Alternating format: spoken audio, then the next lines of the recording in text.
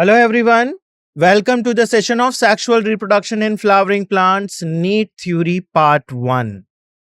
So we will see the chapter in the two parts, Part 1 and Part 2. And in this part, we are going to see the chapter with the NEET eye. NEET eye means on the basis of the examination, that is the NEET examination. On the basis of NCERT book, we have already discussed all the parts of the chapter, right? Disclaimer: the images, text and other material used in our presentations are for educational purposes only. We respect the intellectual property rights of the original creators and owners. If you are the owner and have any concerns or issues, please contact us at sathee@iitk.ac.in and we shall remove the content immediately. Please note that the parts of the content may have been generated using generative AI, which is totally experimental. So, what is going to be the learning objective of the today's lecture? To understand the typical stamen, transverse section of anther and the structure of microsporangium. So, inside the anther, we will see what structure comprises the microsporangium. To understand the structure and the formation of pollen grain by the process of microsporogenesis.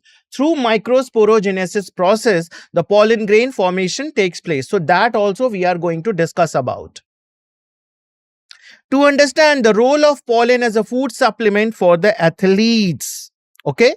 So that also we will discuss. And the very important part here, to understand the structure of the pistil and ovule and differentiate between the different types of carpels. We will see there are different types of carpels. So that also we are going to discuss about.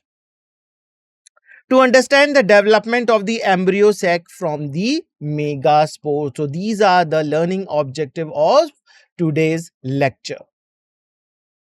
Index.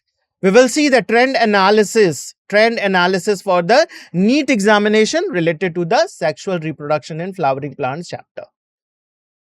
Then flower, a fascinating organ of the angiosperm, that is 1.1 part of NCERT. Then pre-fertilization structure and events 1.2, and in that we will see stamen, the microsporangium and pollen grain 1.2.1, and the pistil, megasporangium, ovule and the embryo sac formation, that is 1.2.2. And then we will summarize whole chapter. So this is the trend analysis. If we see the questions that came from this particular chapter from year 2018 to 24, so 19 question has been asked from this chapter, right? The weightage is around 2.8%. So if we see according to the number of questions, then 2 to 3 questions every year comes from this chapter. So this chapter is very important. Detailed trend analysis. See here, you can see in 2018, from the topic pre-fertilization and double fertilization, 4 questions has been asked, and these questions were of easy to average level of question.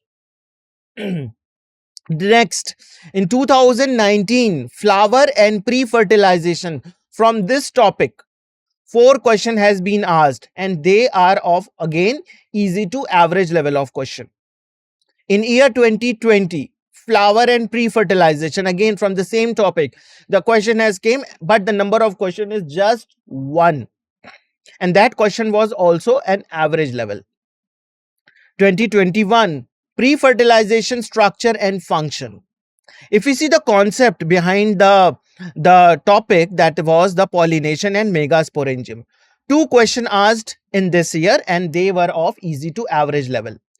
2022, pre-fertilization, post-fertilization. The concept behind the questions were pollination and seed. 3 questions were asked, easy to average level. 2023, pre-fertilization and double fertilization. The concept used behind those questions were pollination. Number of questions asked were 3, and they were of easy to average level. 2024, The topic from which the question has been asked were pre-fertilization, structure and function, and the concept behind that was pollination. Number of questions asked were 2 and they were of average level of question. Average level of question. So let us start today's session. Flower, a fascinating organ of angiosperm. So for the biologist, how we see the flower? We see the flower, they are the morphological and embryological marvel and the site of sexual reproduction. Why we say that the flower are the site of sexual reproduction? Because the sexual organs of plant are present in flower only, right?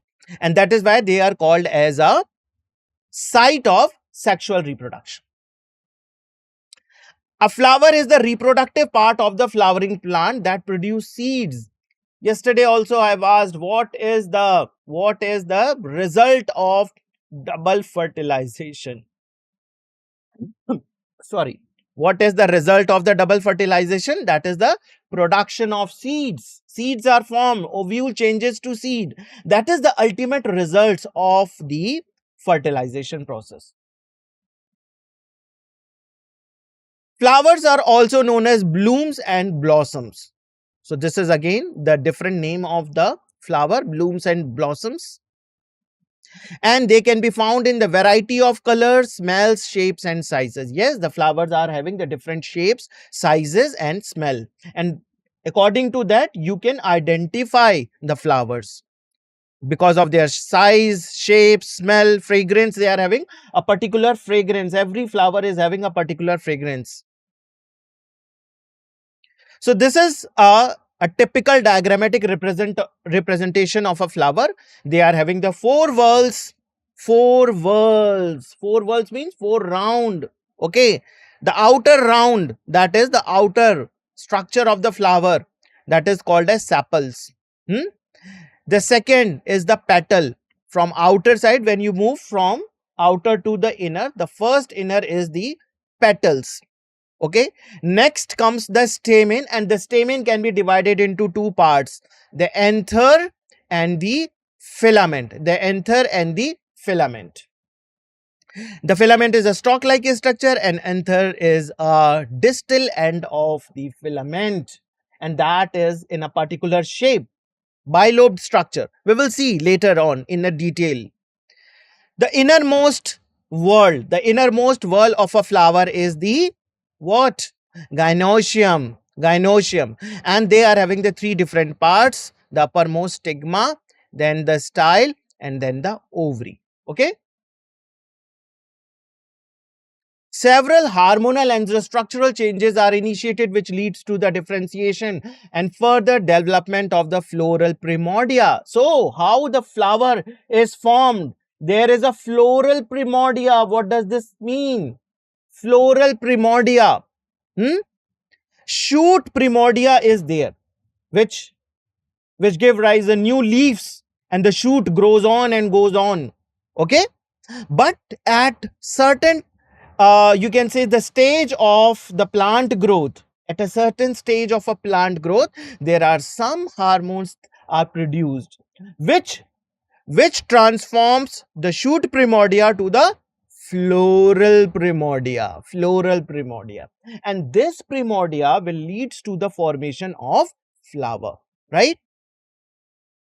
So the several hormonal and structural changes are initiated which leads to the differentiation and further development of the floral primordia. So inflorescence, we see flower and inflorescence. What is the difference between these two, flower and inflorescence?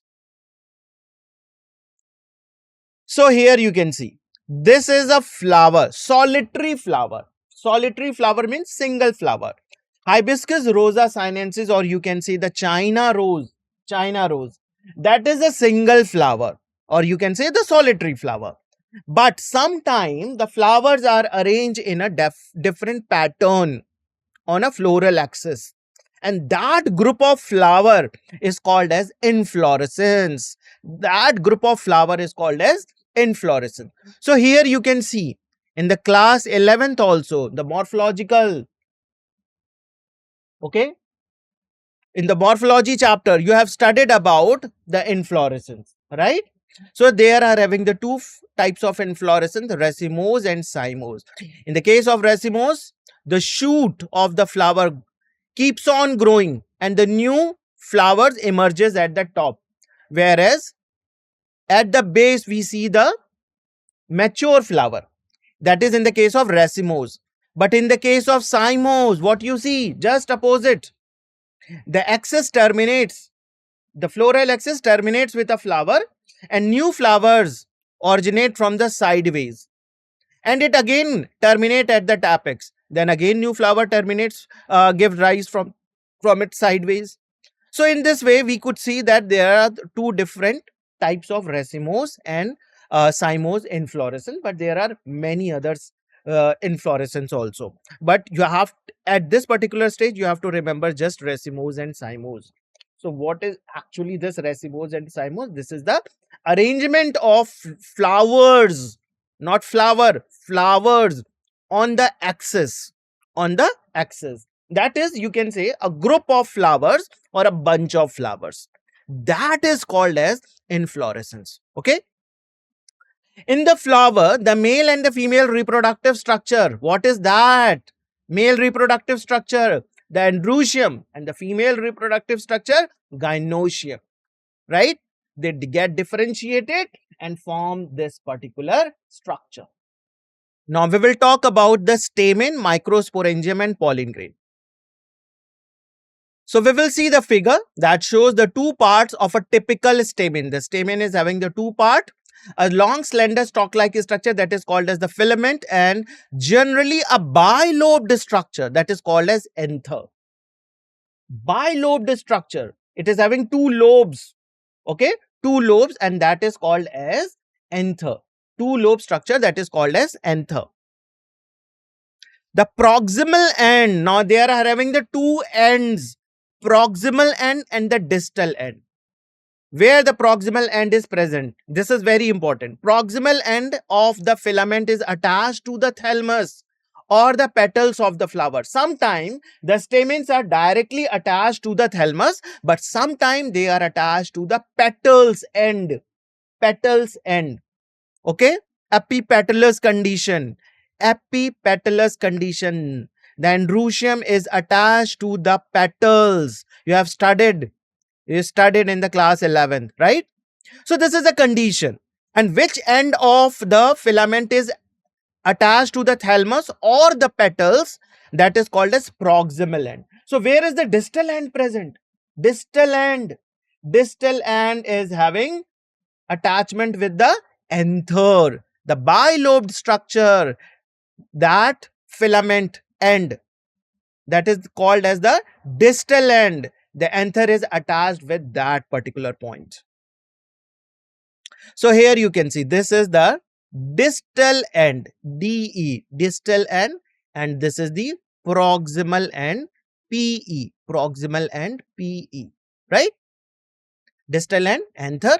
And what you see here, anther is having the two lobed structure. One lobe is this and the second lobe is this. Two lobed structure, bilobe. That is why it is called as bilobed structure. The number and the length of the stamen are variable in the flowers of the different species. Dithecous is coming next point.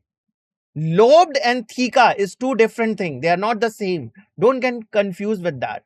Okay.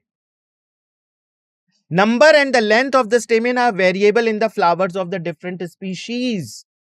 Length of the stamen is not same in every species. They are different. And even in some flower, you see there are two different types of stamen. One is longer, one is shorter. So, tetradynamous condition. Tetradynamous condition we see in the case of mustard. So, two types of stamens are there. Okay, shorter and longer. We will discuss it about later on, but you have to remember that the stamens are variable in their length. The typical angiosperm anther is bilobe. So we are talking about the anther. Okay, and each lobe, Two lobes are there. Each lobe is having two theca. What is theca? What is theca? This you have to understand. Each lobe is having two theca, and that is why it is called as dithecus. It is called as dithecus. Anther is bilobed, and each lobe is having two theca. So how many total thecas are there in an anther? Four thecas are there. Total four theca, because there are two lobes and each lobe is having two theca. Right? So here you can see one theca, second theca, and this is one particular lobe. This is one lobe. With the orange color, I am representing the lobe, and the green color, I am representing the theca. So again, this is another lobe, and you can see two theca. Two theca are there. Okay. So when you call it theca, when this is immature. When this is immature, right? What happens when it get mature? So often the longitudinal groove run lengthwise separating the theca. This is the continuous form. The theca is continuous from the top to the bottom. So it is like a cylinder.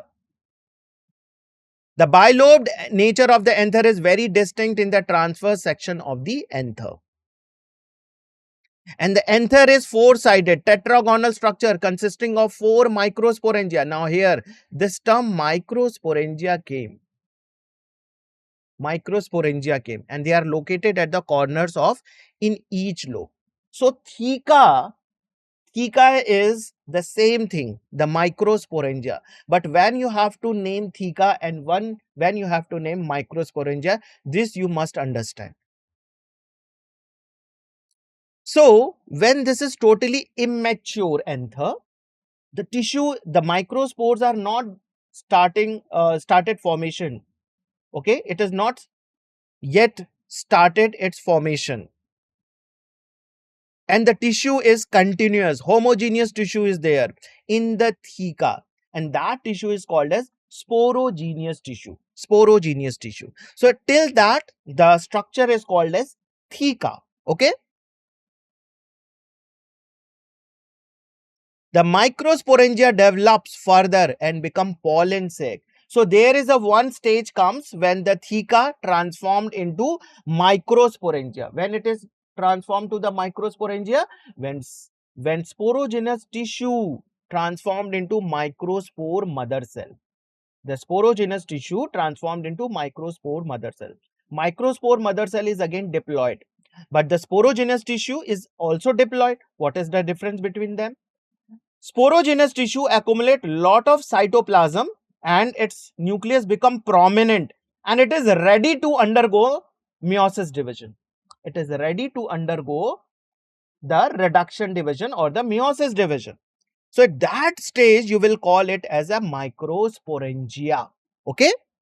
And when the reduction division has been done, completed, meiosis division has been completed, that is the same. Reduction division or meiosis, that is the same. If it is completed, then what is formed? What is the ultimate result? Pollen grains. Pollen grains. So that microsporangia now you will call it pollen sac. You will call it pollen sac. So they extend longitudinally all through the length of the anther and are packed with the pollen grains. When they become mature, the whole longitudinal structure or the groove-like structure, okay, that is filled with the pollen grains. So here you can see, if you cut the section of this, you will see the layers, and this layer we will discuss now. Structure of microsporangium. So the transverse section, a typical microsporangium appears like in a circular way. It is in a circular in outline, the microsporangium. It is generally surrounded by the four layers: the outermost epidermis, the endothecium, middle layers, and the tapetum. Four layers are there. The epidermis, endothecium, and middle layer, these are the protective structures, right? Middle layers, they could be more in number, two, three layers are there. okay, middle layers. But this tapetum is a nutritive in function. So the outer three wall layers perform the function of protection and help in the dehiscence. It provides protection to the developing pollen grains inside it, or the microspores, right? They provide protection. But at the time of dehiscence of the anther means the anther ruptures and all the pollen grains are released in the environment. That is called as the dehiscence of the anther. So there also these walls are involved, because when there is a uh, uh, dryness in the wall of this theca, or you can say the microsporangia, they get ruptured. They get ruptured. And all the pollen grains which are present inside this theca like a structure, or you can say the microsporangia or the pollen sac, that will be released in the environment. So the innermost wall layer is the tapetum. What is the function of tapetum? We will see here. It nourishes the developing pollen grain. It provides nourishment to the developing pollen grain. Cells of the tapetum possesses dense cytoplasm and generally have more than one nucleus. This is very, very important point. And you can see from this particular line, question has been asked in the NEET examination in year 2013 and 2016.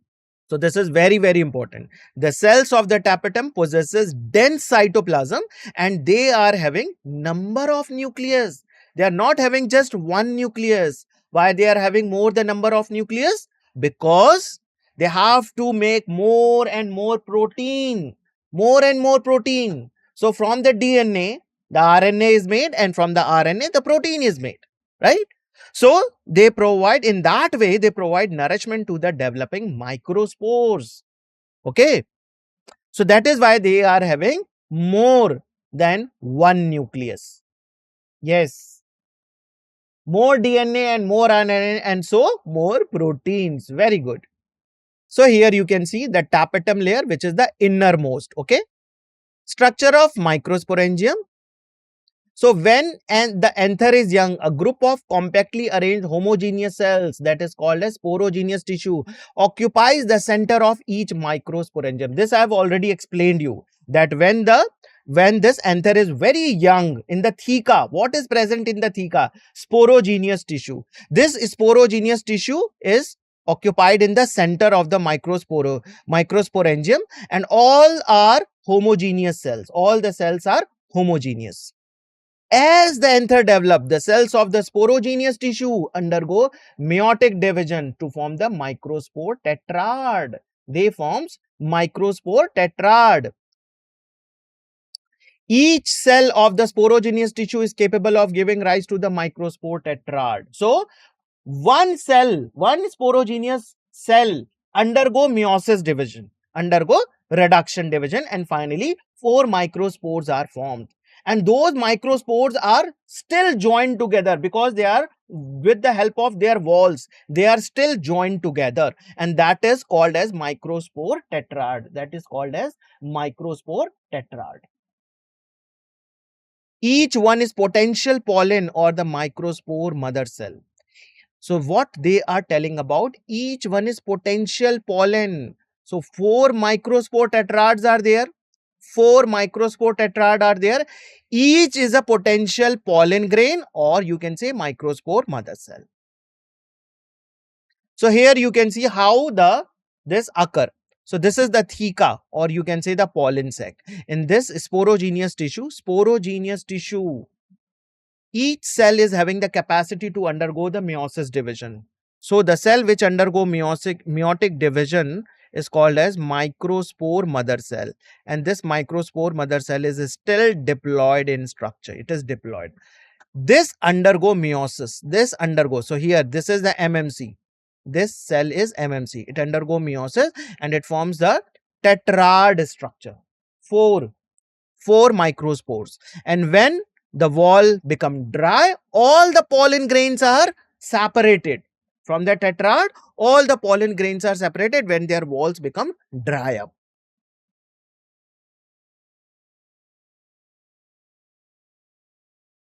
So the process of formation of microspores from the pollen mother cell, diploid cell, okay, diploid cell, through the meiosis division is called as microsporogenesis.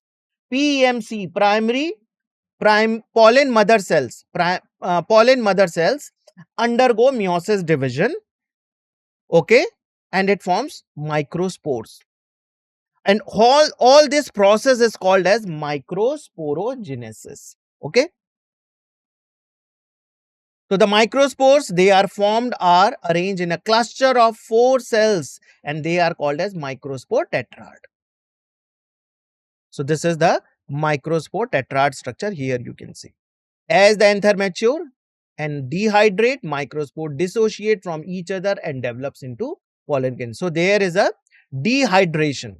Okay, dehydration means the water which is present in their wall, it becomes dry. Okay, it evaporates and it becomes dry, and all the pollen grains are free. So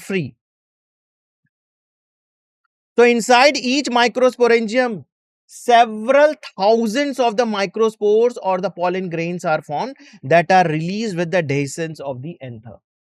So inside each microsporangium, there are thousands of microspores or the pollen grains that are formed and are released with the dehiscence of anther. When these microspores become dry, they become pollen grains, and the wall also become dry. The walls rupture and all the pollen grains are released in the environment. So the rupture of the wall is called as dehiscence of the anther.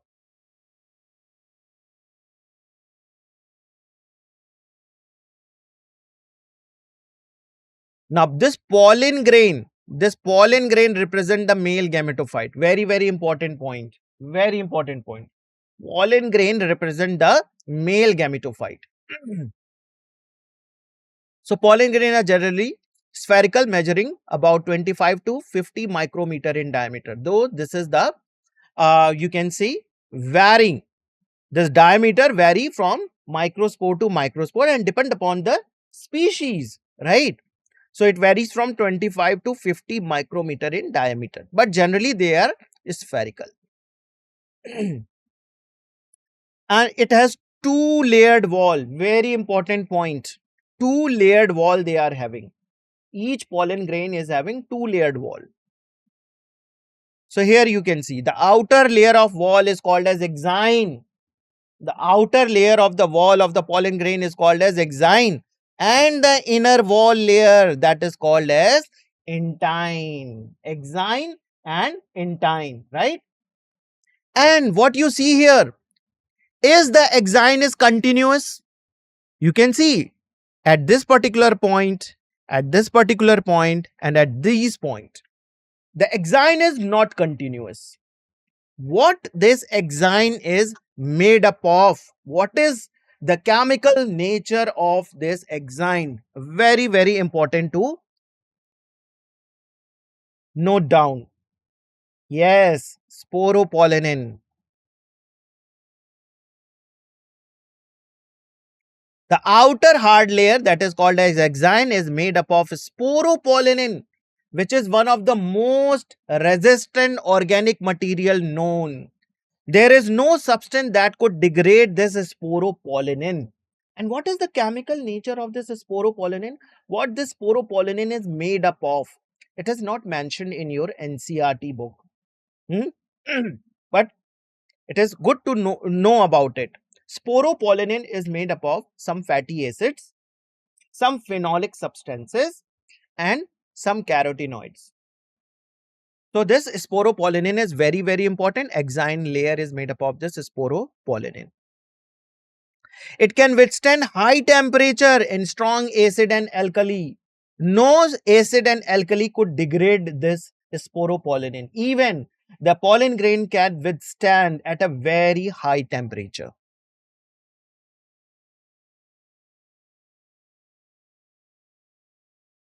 No enzyme that degrades the sporopollenin is so far known. There is no enzyme that could digest or degrade this sporopollenin.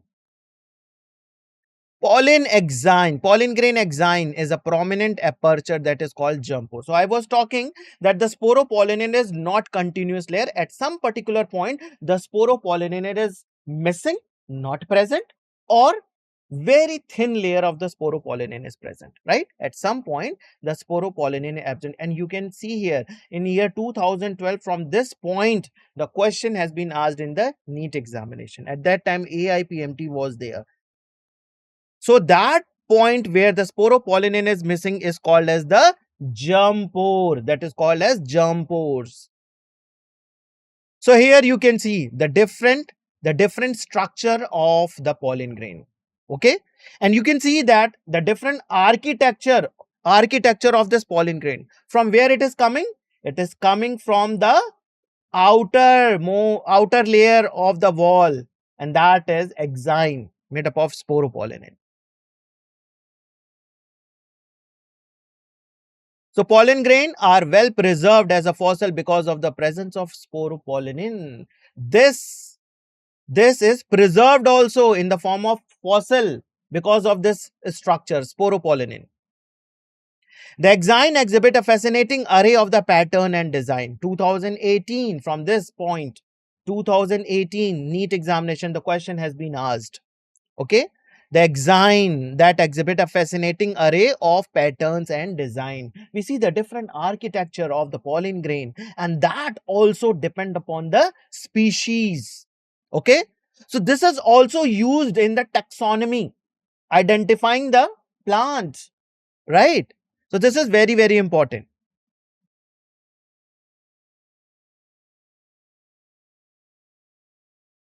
The inner wall. Now we will talk about the intine. The inner wall of the pollen grain, that is called as intine. And it is a thin and the continuous layer. It is a continuous layer made up of simple substances like cellulose and pectin, right? The cell wall, general cell wall of a plant cell, we see that it is made up of cellulose and small amount of pectin is also there. So similarly, this like intine is also having this continuous layer made up of cellulose and pectin substances.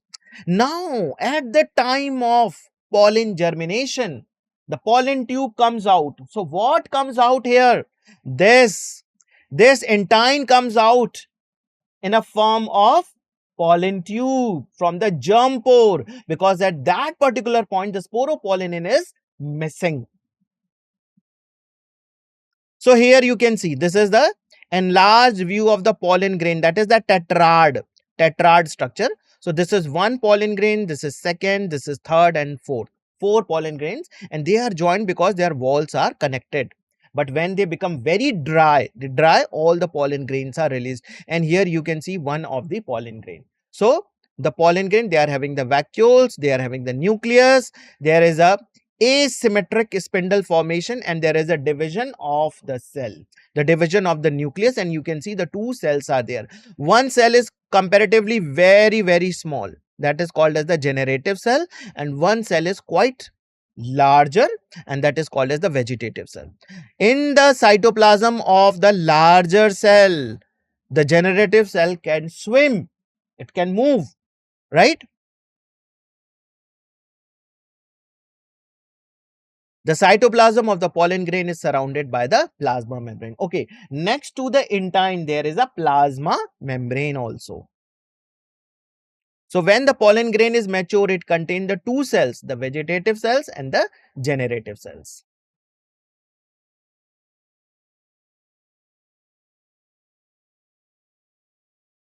The vegetative cell is bigger and it is having the abundant food reserve and a very large irregularly shaped nucleus.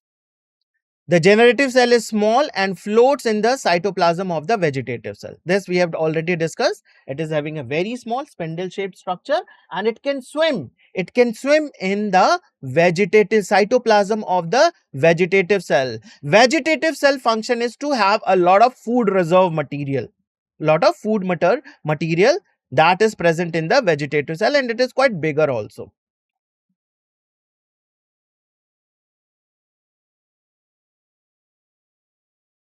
Now, it is a spindle shaped. Which cell is spindle shaped? Generative cell. And it is having the dense cytoplasm and a smaller nucleus.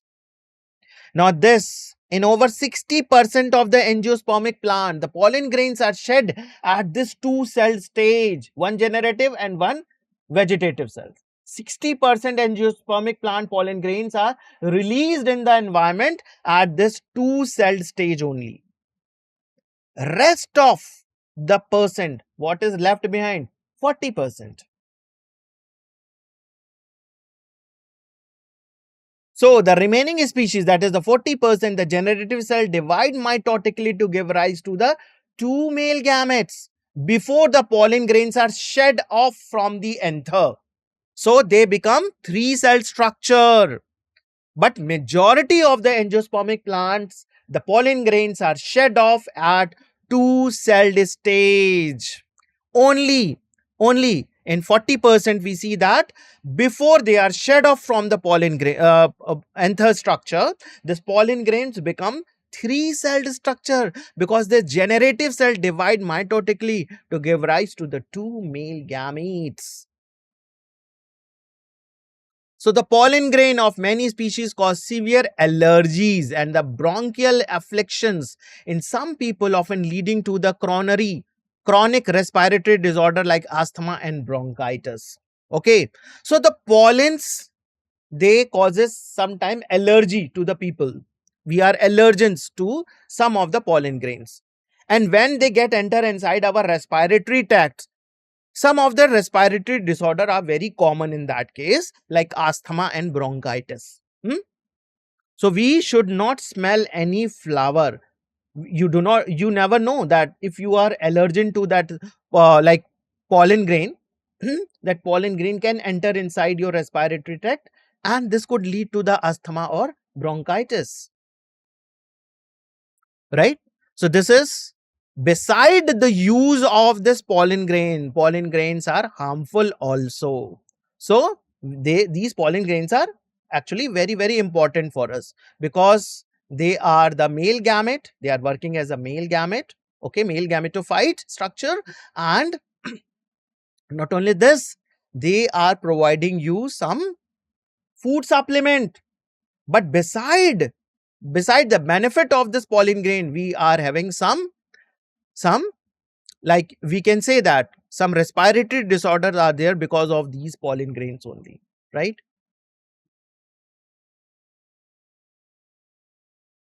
So Parthenium, now there is an example, Parthenium, which is commonly known as carrot grass, okay, came to India as a contaminant. How they came to India as a contaminant? We imported some wheat. Actually, at some particular year, like wheat is scarce in our country, so we imported some wheat from different country, and with that, this Parthenium seeds are also present along with the wheat seeds. And when next year we used this wheat as a seed, we sown some Parthenium also, and that Parthenium, when grow, it produces pollen allergy. It produces pollen allergy. So you must remember this species name as it causes pollen allergy. Pollen grains are rich in nutrients. It has become a fashion in the recent years to use the pollen tablets and as they are food supplements. In 2014, the question has been asked from this particular line of the NCERT. So pollen tablets and some food supplements are made from the pollen grain. And nowadays we see that some athletes and the racing horses, we provide these pollen tablets as they are food supplement because it provide instantaneous energy to them.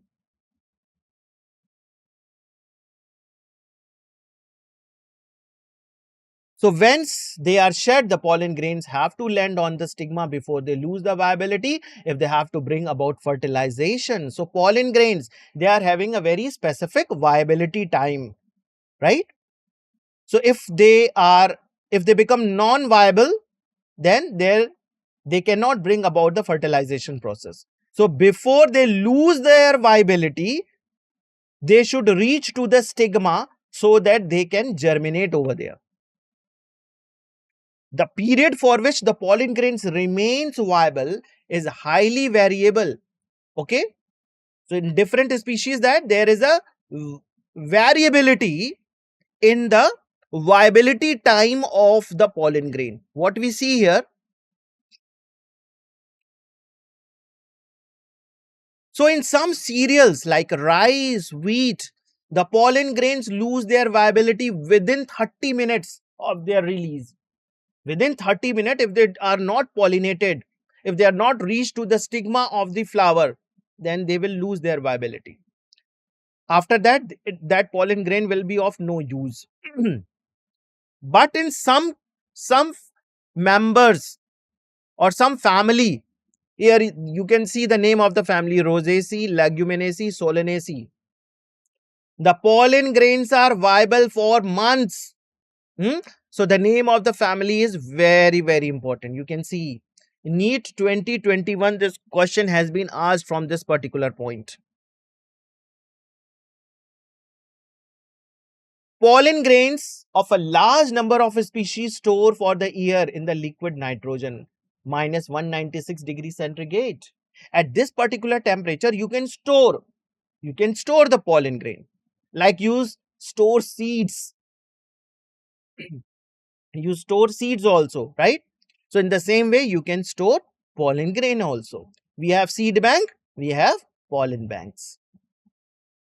So such stored pollen can be used as a pollen bank similar to the seed bank in the crop breeding programs. In 2018, the question came from this particular point.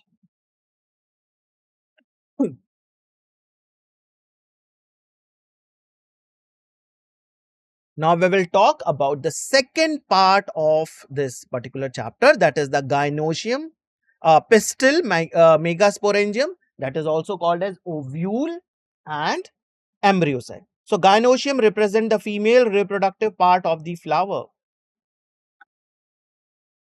The gynoecium can be consist of a single pistil, that is called as monocarpellary, and may have more than one pistil, that is called as multicarpellary. So sometime this gynoecium is consist of only one pistil, and that condition is called as monocarpellary. That condition is called as monocarpellary. Mono means one, carpellary means one carpel, right?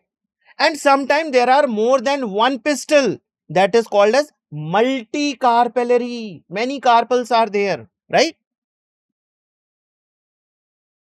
So here you can see, this is the one carpel. This A figure you can see in the case of Hibiscus rosa sinensis, right? One carpel. Stigma, style and ovary, one carpel. Now we are having multicarpellary condition also. Multicarpellary.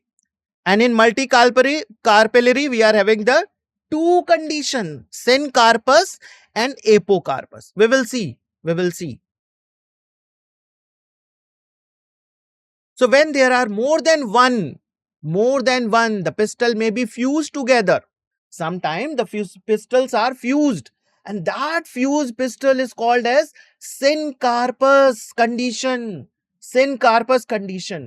And sometimes there are multicarpal, but they are not fused together.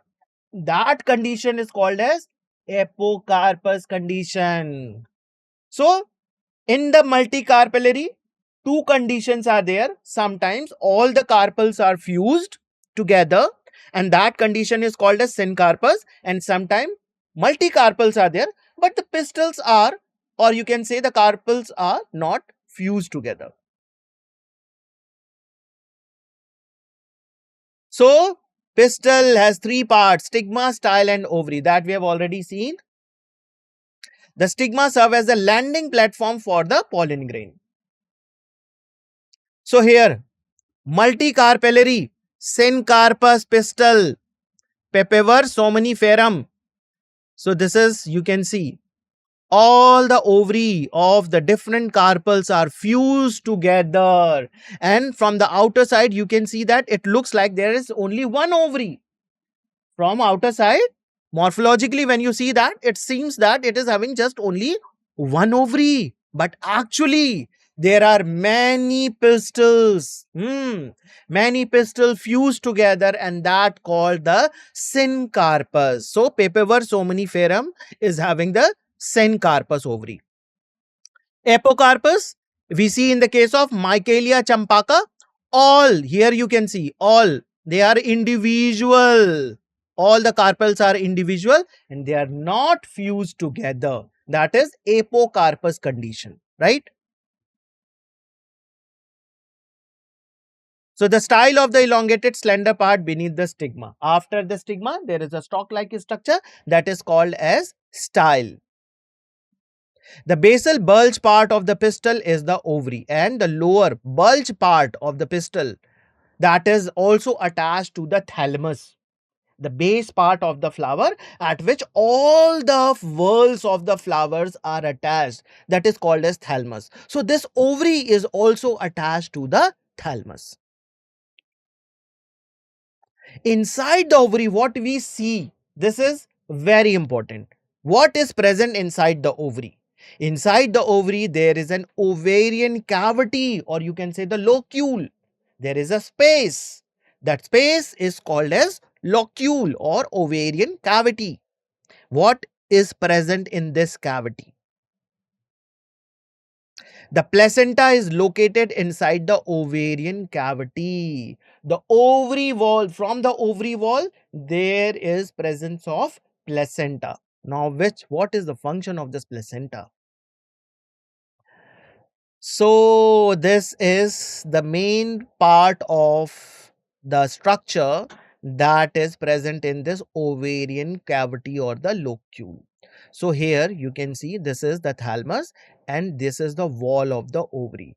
This is the stalk-like structure that is called as funicle, and funicle is attached to the wall of the ovary through placenta. Right? So, we will see this ovule structure which is present in this ovarian cavity. So we will talk about this megasporangium or the ovule.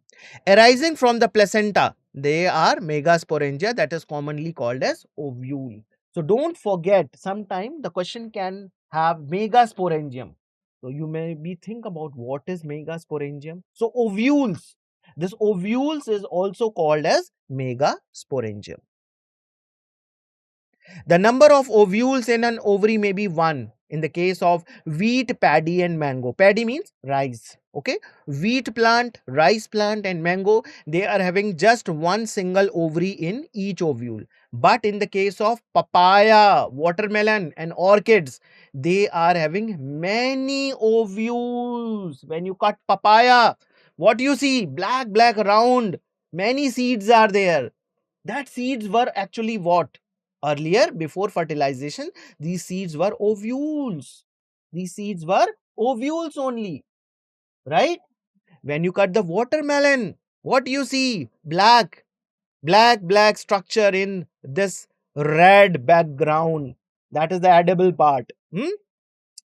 That is the seeds. Okay. So papaya, watermelon, orchids, they are having many ovules in one single ovary.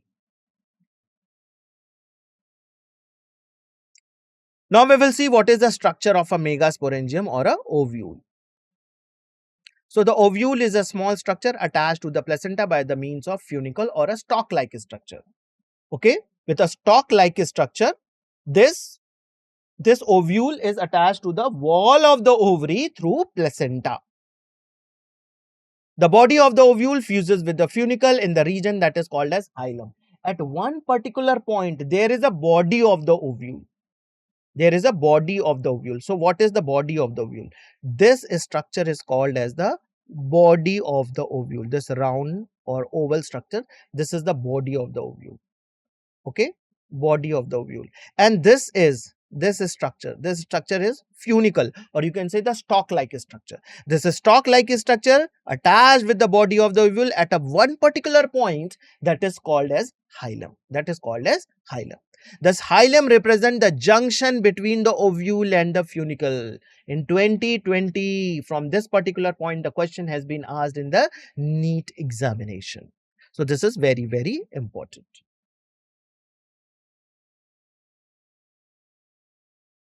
The megasporangium ovule. The ovule has one or the two protective covering or envelopes that is called as integuments. Integument encircle the nucellus, but they are not present at the tip where the small opening is created, and that opening is called as micropyle. So here you can see this is the micropyle. This is the integument like structure. Outer integuments, inner integuments. From here also outer integument, inner integument. Okay, at this particular point you can see the integument do not merge together and form a pore like structure that is called as micropyle.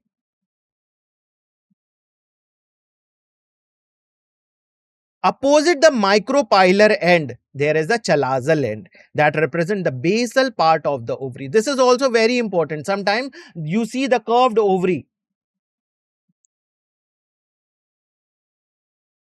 You see this ovary structure. But what is the basal part? This chalazal end is the basal part. So don't get confused. This funicle is not the basal part. This chalazal end is the basal part. And here at the micropyle, where the micropyle is there, that end is called as micropylar end. Okay. Now inside this integument, what is present? This is structure, blue color structure. This whole structure. This is called as nucellus. Enclosed within the integument, a small mass of cells that is called as nucellus, and the cells of the nucellus has the abundant reserve food material like they are having in the tapetum. The tapetum, you can compare the tapetum with the nucellus structure, right? And this nucellus cells, they are diploid, and one of the nucellus cells get involved in the formation of this female gametophyte or the embryo sac structure. We will see how it is formed. So located in the nucellus is the embryo sac or the female gametophyte in the nucellus. So in the nucellus, from where this structure come? Actually, one of the nucellus cell only forms this embryo sac or the female gametophyte.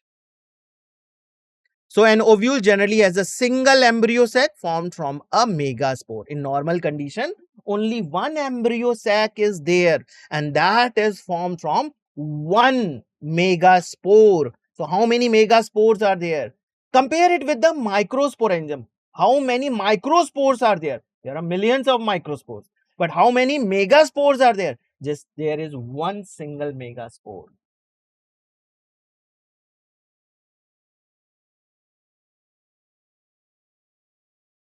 Now we will talk about megasporogenesis, how this embryo sac is formed. The process of formation of megaspores from the megaspore mother cell is called as megasporogenesis.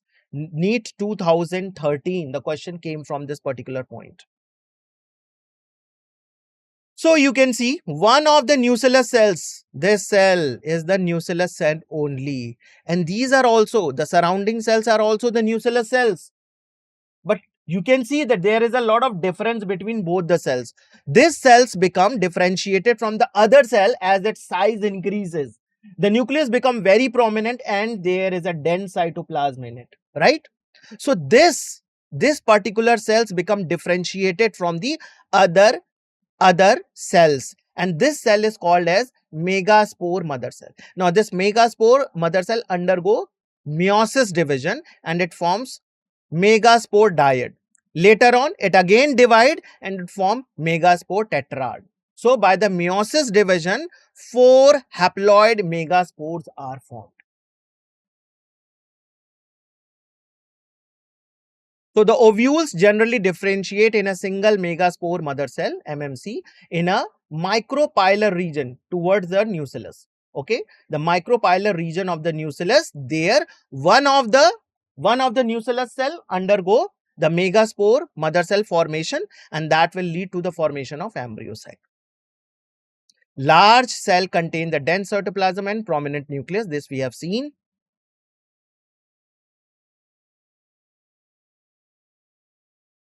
MEMC undergo meiotic division. It undergo reduction division. Meiosis result in the production of 4 megaspores. So, 4 megaspores are formed.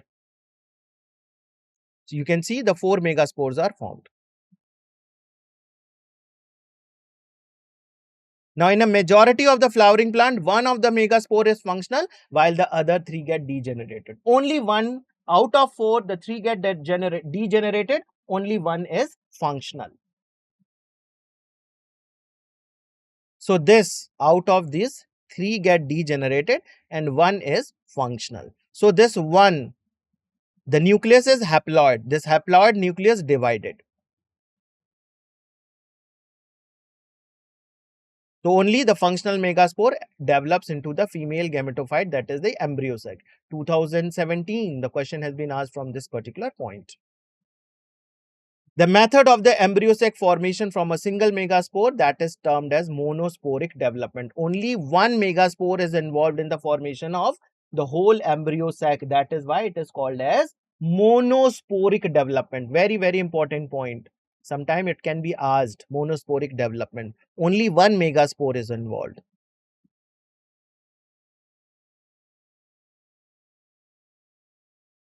The nucleus of the functional megaspore divide mitotically to form the 2 nuclei which move to the opposite poles, forming the 2 nucleate embryo sac. Okay, from the mitotic division, okay, mitotically it divide into 2 nucleus and each nucleus move to the opposite pole. Right? Here you can see each nucleus move to the opposite poles. The 2 more sequential mitotic nuclear division result in the formation of 4 nucleate and later on 8 nucleate stage of the embryo sac. So later on 8 nucleate embryo sac stage is formed. So here you can see 8 nucleate stage, right? There is only the free nuclear division, but no cell wall formation is taking place here. So, after the 8 nucleus stage, the cell wall is laid, leading to the organization of a typical female gametophyte or the embryo sac. So, here you can see the 6 of the 8 nuclei are surrounded by the cell wall and are organized into the cells. At the antipodals, this chalazal end, you can see the 3 antipodal cells are formed and 1 nucleus each from each pole comes to the center cell, and that is called as polar nuclei, right? Here you can see the 2 polar nuclei, and at the chalazal end 3 nucleus, the cell wall is laid and form the antipodals. At the micropylar end we see 1 egg is formed and the 2 synergid cells are there. So this egg cell and the synergid cell, it constitutively called as egg apparatus. There is a characteristic distribution of cells within the embryo sac. 3 cells are grouped together at the micropylar end and that constitute the egg apparatus, that is 1 egg and 2 synergid cell. An egg apparatus in turn consists of the 2 synergid and 1 egg cell. So this is at the micropylar end, we can see that structure. Synergids have as a very special cellular thickening, and at the micropylar tip, that is called as filiform apparatus, right? And this filiform apparatus, what is the function of this? It guides the pollen tube so that this can enter inside the synergid cell and release out its content there. 3 cells at the chalazal end, they are called as the antipodals. These are called as antipodals.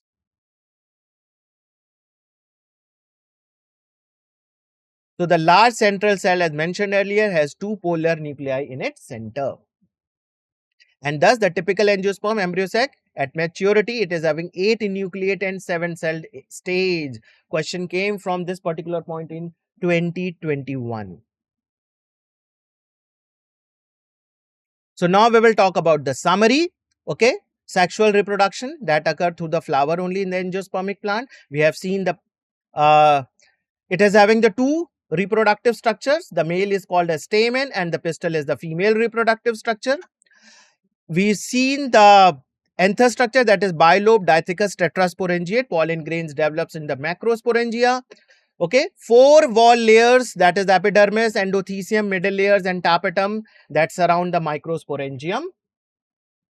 Cells of the sporogenous tissue lying the center of the microsporangium that undergo meiosis division, that is also called as microsporogenesis, and that form the tetrad of the microspores. Now, individual microspores mature into the pollen grains. Pollen grain represent the male gametophytic generation, and the pollen grains have two layered wall. The outer is exine and inner entine. Exine is made up of sporopollen and entine is made up of cellulose and pectin substances. The exine is made up of sporopollenin and the entine is made up of cellulose and pectin. Pistil has three parts: stigma, style and ovary. Ovule represents the ovary. Ovules are present inside the ovary, and ovules have a stalk-like structure, funicle, and they are having the protective structure, integuments, and there is an opening that is called as micropyle. This whole structure we have seen in the great detail, right? A cell of the archisporium, the megaspore mother cell, divide meiotically and produce the 4 megaspore. Out of that, 3 get degenerated and only 1 is functional. So that leads to the formation of 7-celled and 8-nucleated structure that is called as embryo sac. At the micropylar end, the egg apparatus consists of the 2 synergid and an egg cell. At the chalazal end, there are 3 antipodals, and in the central cell, they are having the 2 polar nuclei. This is the structure of the embryo sac. So this is all about today's session. Thank you very much.